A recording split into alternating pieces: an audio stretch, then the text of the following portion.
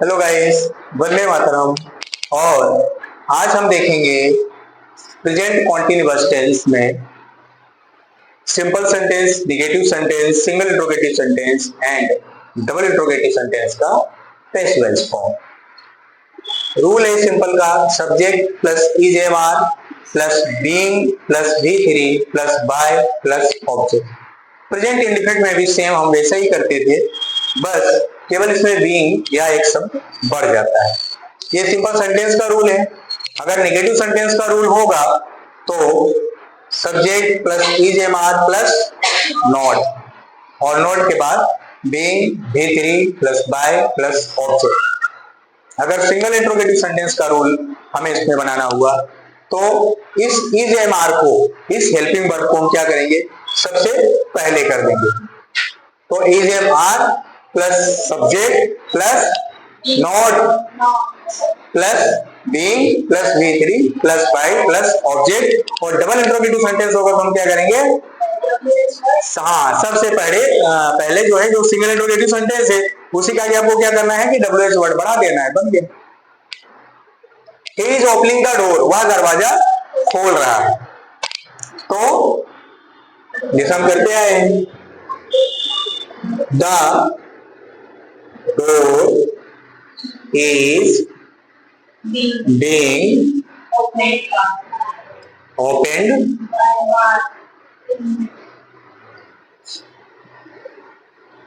him.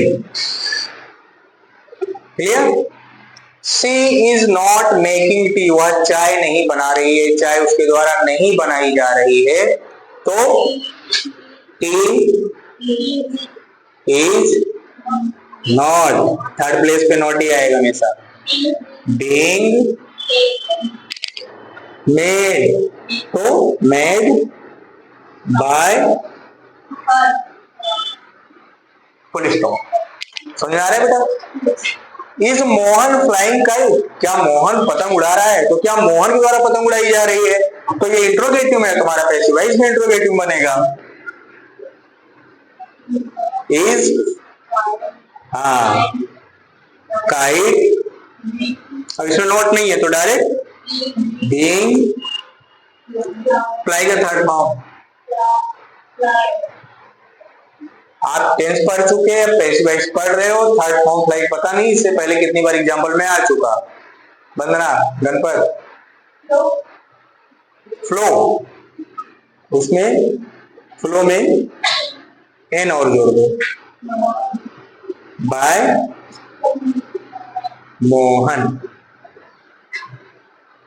Question mark. Why are you not doing the work, आप काम क्यों नहीं कर रहे हैं? तो डब्ल्यूएच वर्ड है, तो वाई, क्यों। मैं आपसे पूछ रहा हूँ आर क्यों, ये नहीं कहा मैंने कि आप गलत बता रही हो, अभी मैंने यही पूछा। बताओ, अब आप ही बताओ।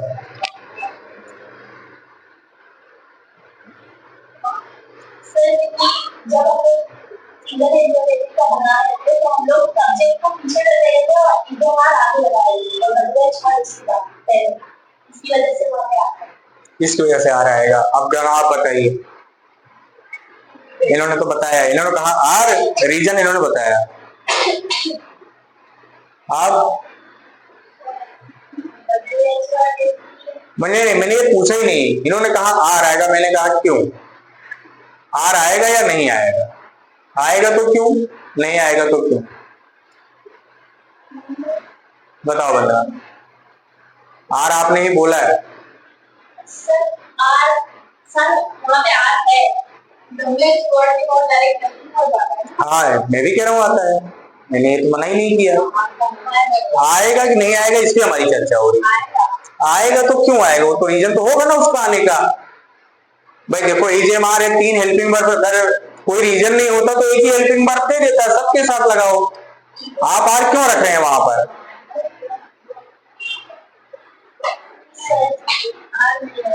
चलो आपकी बात हम मान लेते हैं, आर आएगा। आर के बाद बोलो।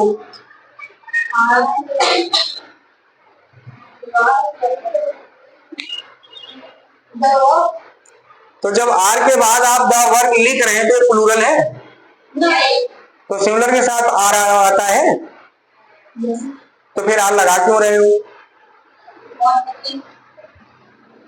Y is the work, why is the work, are नहीं आएगा भैया। आर तब आता है जब प्लूरल सब्जेक्ट होता हमारा, जैसे यू था तो यहाँ पर आया, अब यहाँ पे वी होता, दे होता, बॉयज होता, गर्ल्स होता, बुक्स होता, एनिमल्स होता, ऐसा कुछ प्लूरल सब्जेक्ट होता तो आ रहा था। अब द वर्क है यानी काम, तो सिमिलर ही हो गया, चाहे आप 10 घंटे काम करो लेकिन काम तो एक ही कर रहे हो ना आप। समझ आ रही बात? तो क्या हो गया कि सिमिलर हो गया, वाई इज द वर्क। अब इस सिंगल इंट्रोगेटिव सेंटेंस में नॉट का तीसरा स्थान होता है, डबल इंट्रोगेटिव सेंटेंस में नॉट का चौथा स्थान होता है। ठीक है, हाँ, ये आराम से इसे लिखने से ना, बहुत प्यार से लिखना, धीरे धीरे तो अच्छा से चलेगा। तो why is the work not being, yes, being. हाँ, डूइंग का थर्ड फॉर्म क्या आ जाएगा? डन बाय यू है, you, who is calling you. तो मैंने अभी बताया था आप लोगों को एक बाय होम वाला, सेम ऐसा ही,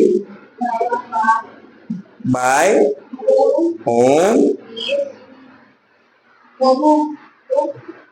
आर, आप किसके द्वारा बुलाए जा रहे हो ना, ये तो हो गया आपका WH वर्ड, ठीक है, बाय होम, और ये ऑब्जेक्ट का भी काम कर रहा है, आप किसके द्वारा बुलाए जा रहे हो?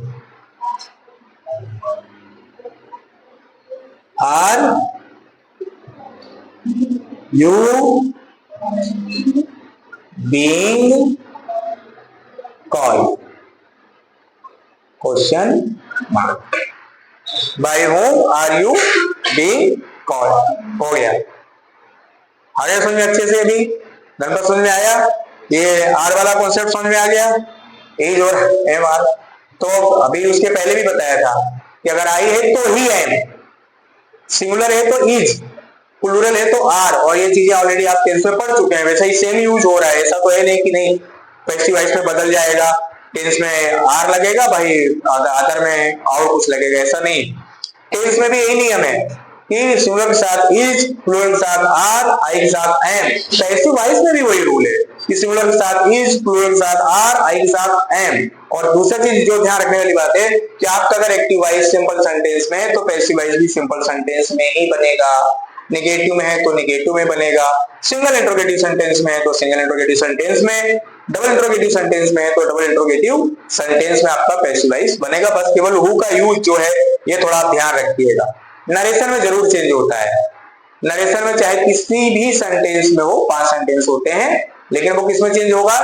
असर्टिव सेंटेंस में 5 सेंटेंस होते हैं नरेशन में। कौन कौन से मालूम है? चलो उसकी जब चर्चा होगी तब इसके बाद, अभी आप इसको नोट कीजिए, अच्छे से सीखिए, ठीक है, और आप सब लोग भी अच्छे से सीखिए, और पसंद आए तो चैनल को जरूर सब्सक्राइब कीजिए। Hello Tiwari sir.